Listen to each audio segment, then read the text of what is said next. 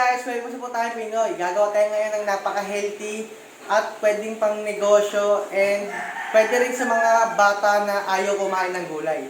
Gagawa tayo ngayon ng fried tofu siomai.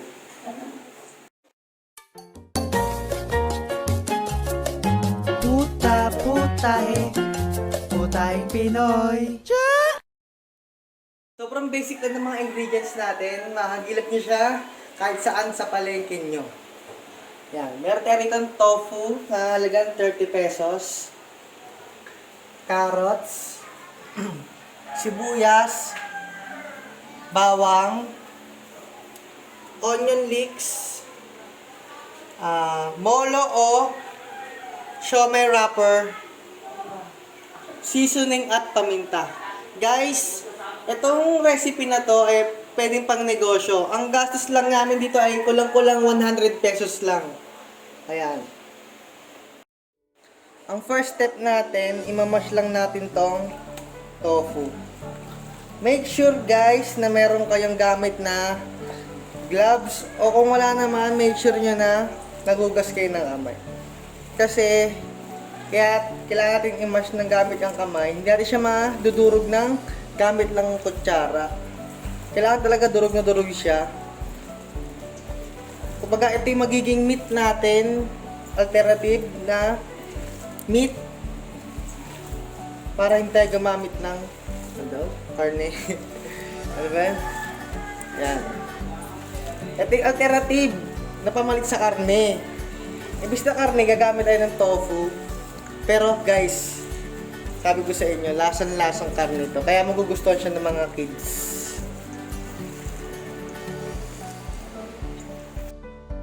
Yan, pag na-mash niya na, lahat ng ingredients natin, pagsasama-samahin lang natin. Lagyan natin yung carrots,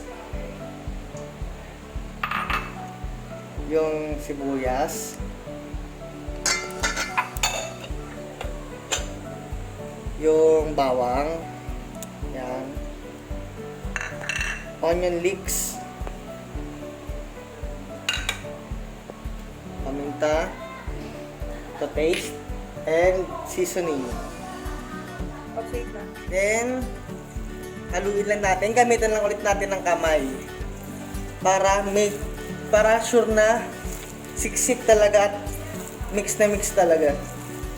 Ayan. Lamatakin lang natin.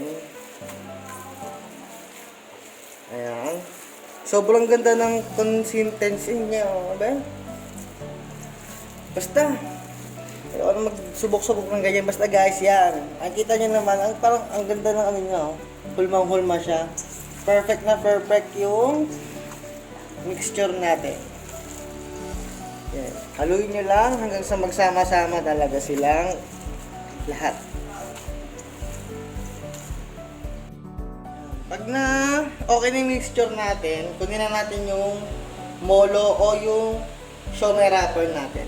Guys, ang bili ko lang dito ay 35 pesos. Sobrang dami niya na. 250 grams na siya. Yan.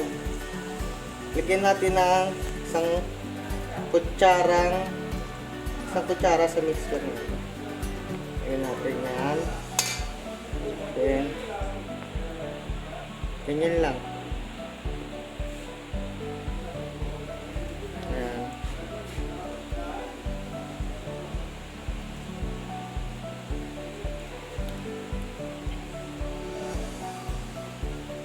Ayan. Kaya magiging itsura niya guys. Then, same process lang ulit.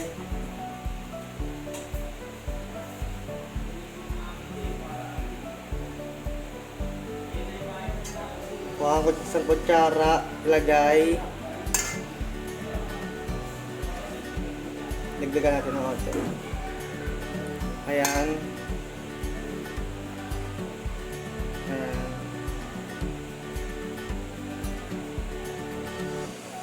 Make sure guys na talagang sinisiksik nyo para kapag pinrito natin siya, hindi siya maghiwa-hiwalay.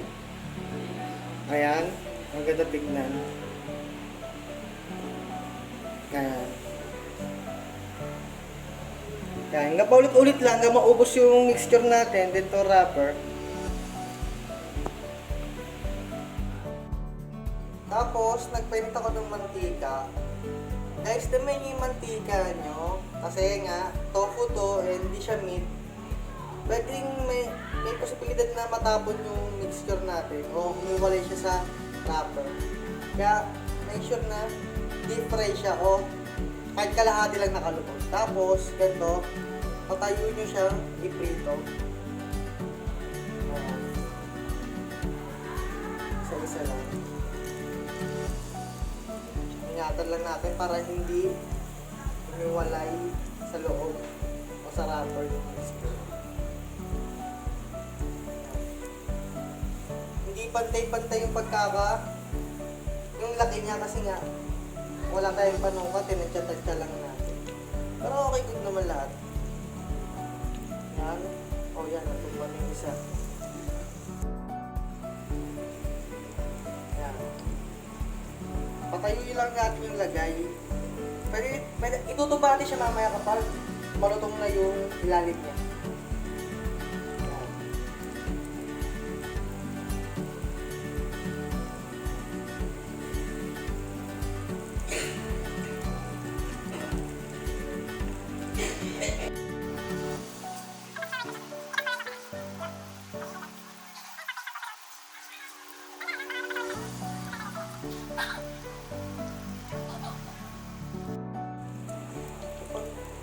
Kapag nakikita yung malutong na yung medyo malutong na yung ilalim, pwede niya siyang itumba.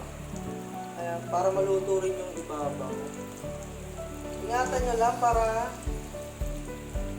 hindi lumabas yung palaman niya sa loob. Ayan. Kaya dahan-dahan lang. Hindi masyadong malaki maaari. Ayan.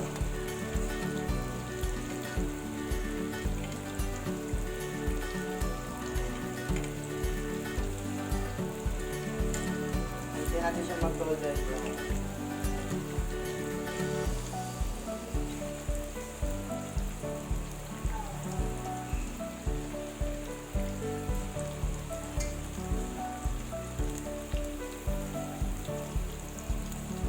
Fast forward mo lang.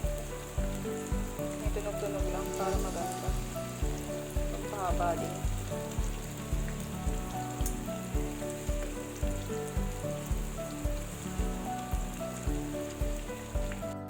Pag golden brown na, nakita natin, pwede na siyang hangurin. Ayan.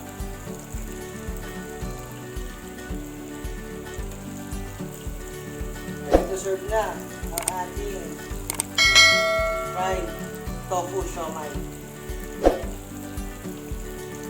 Kain na lang.